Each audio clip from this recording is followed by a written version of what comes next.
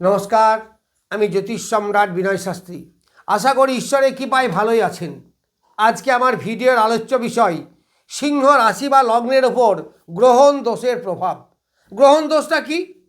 রাহু এবং রবির এই যে একত্রিত থাকা বা একই রাশিতে থাকা, এটা হচ্ছে গ্রহণ দোষ। এখন গ্রহণ দোষের ইফেক্ট ঠিক আজকে হয়তো খুব বেশি পাওয়া যাচ্ছে না, কিন্তু আস্তে আস্তে বাড়বে। যখন রবি এবং রাহু একেবারে কাছাকাছি, যত কাছাকাছি যাবে তত তার প্রভাব বৃদ্ধি পাবে। এই সিংহ রাশি বা লগ্নের সপ্তম স্থানে রবি রাহু যোগ, আরও গ্রহ আছে, সে সম্বন্ধে আমি পরে বলবো। তাহলে এখানে রবি রাহু কি দেবে? লগ্নপতি রবি। তবে লগ্নপতি রবি লগ্নে দৃষ্টি আছে, নিজ ঘরের দৃষ্টি যদি থাকে তো সেখানে কেউ খুব ক্ষতি করতে পারে না। কিন্তু রাহু তো নেগেটিভ গ্রহ, রাহুর নেগেটিভিটি ফলই বেশি পাওয়া যায়। ফলে আপনার রবি যেগুলো ফলগুলো পায় বা রবি যে ফলগুলো দেয়, সেই ফলকে বাধা সৃষ্টি করবে, সেই ফলকে নষ্ট করবে, সেই ফলকে কলঙ্কায়িত করার চেষ্টা করবে। তাহলে মান, যশ, খ্যাতি এইগুলো আপনি যতটা পাওয়ার ততটা পাবেন না। অন্যের দোষ আপনার ঘরে চেপে যাবে। এই সময় থেকে মাঝে মাঝে টুকটাক কারণের জন্য আমরা খুব সেন্টিমেন্টাল ইস্যু হবে, রাগ, জেদ এগুলো বেড়ে যাবে, আপনার মনের চঞ্চলতা বাড়বে, শরীরে একটা ডিস্টার্ব করবে। তবে যেহেতু রবির নিজের দৃষ্টি আছে নিজের ঘরের ওপরে, সুতরাং শরীরে যে খুব ডিস্টার্ব করবে তা করবে না, খুব ক্ষতি কিছু হবে না। কারণ রবিও কিন্তু যথেষ্ট বলবান। কেন বলবান? প্রথম কথা, রবি লগ্নপতি, লগ্নে তার দৃষ্টি আছে। দ্বিতীয় কথা হচ্ছে রবি মঙ্গলের নক্ষত্রে আছে, তাহলে মঙ্গল তুঙ্গ অবস্থায় আছে। আবার মঙ্গল হচ্ছে রবির মিত্র গ্রহ। কিন্তু সারা মাসটা তো থাকবে না, এরপর রবি যাবে রাহুর নক্ষত্রে, তখন কিন্তু সমস্যার সৃষ্টি হবে, তখন বাধা বিপত্তি আরও বাড়বে। কারণ রাহুর দ্বারা প্রভাবিত হবে। আপনারা জানেন গ্রহ নক্ষত্র দ্বারা পরিচালিত হয়। তাহলে রবি যদি রাহুর নক্ষত্রে থাকে, আবার রাহু এখন নিজ নক্ষত্রে বলবান, ফলে আপনার সপ্তমের কিন্তু সমস্যার সৃষ্টি করবে। দেখুন, সব সময় আমি ভালো কথা বলে যাব আর কিছুই মিলবে না, সেটা তো ঠিক না। যেটা বটে সেটা বলতে হবে। যখন ভালো তখন ভালো বলবো, যখন খারাপ তখন সতর্ক হবেন। সব সময় আপনি গেইন করবেন, লস হবে না তা তো নয়, কিন্তু লস যাতে না হয় তার জন্য কী হবে? আপনি সতর্ক হবেন। তাহলে এই রবি আপনাকে শরীর স্বাস্থ্য দিক থেকে একটু কমজোরি হবেন। এই রবি রাহুর নক্ষত্রে যখন যাবে, রাহু দ্বারা প্রভাবিত হবে, ফলে তার শক্তি কিন্তু অনেক কমবে। কারণ যে তাকে পরিচালনা করবে, যার ডিরেকশনে চলবে, সে তো রাহু। তাহলে এই ক্ষেত্রে রবির তেজ কিন্তু অনেক কমে যাবে, এনার্জি লস হবে। সরকারি দপ্তরে যারা চাকরি করেন খুব সতর্কভাবে চাকরি করবেন। ভুল হওয়া, স্লিপ মিস্টেক হওয়া, সরকারি অপমানিত হওয়া, কোর্ট কাছারি মামলা মোকদ্দমায় যারা আছেন তারা এই সময় কোনো ফাইসলায় যাবেন না। দাম্পত্য জীবনের কথা বললেও মাঝে মাঝে সমস্যার সৃষ্টি হবে, কারণ মাঝে মাঝে দেখবে স্বামী স্ত্রীর মধ্যে অশান্তি, বাধা বিপত্তি এইগুলো হচ্ছে, এইগুলো হবে। ব্যবসা যারা করেন তাদের ব্যবসাতেও খুব একটা সফলতা যেই সময়ে পাবেন তা কিন্তু পাবেন না। ফলে কাস্টমারের সঙ্গে কোনো রকমভাবে কথা কাটাকাটি বা তর্ক বিতর্ক বা রুড বিহেভিয়ার এগুলো কখনই শো করবেন না। অলওয়েজ অ্যালার্ট থাকবেন, কারণ এই সময়টা আপনাকে পার করে দিতে হবে। তাহলে এই পুরো যে মোটামুটি 15 ফেব্রুয়ারি থেকে 15 মার্চ, মোটামুটি অর্থাৎ বাংলা মাসে সারা মাসটা রবি এই ঘরে থাকবে। তাই এতদিন আপনাকে সতর্ক থাকতে হবে, যতদিন না ফাল্গুন মাস পড়ছে তার আগে পর্যন্ত আপনাকে সতর্কতা অবলম্বন করতে হবে।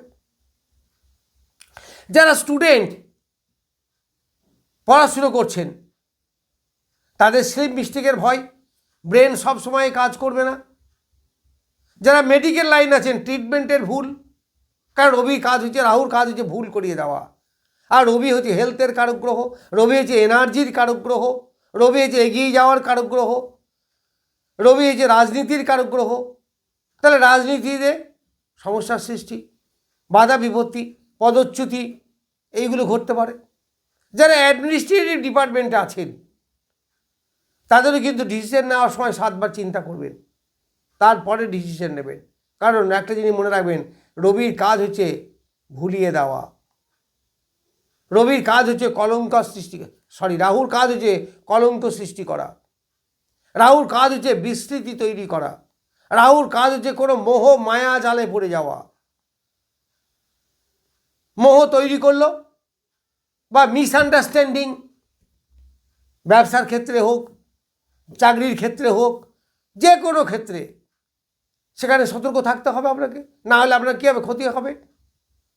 এখন ব্যাপারটা হচ্ছে যে এই যে দোষ, গ্রহণ দোষ, এতে ব্রেন দেখবেন অনেক সময় ঠিক কাজ করবে না, এনার্জি লস করবে, আমি তো আগেই বললাম।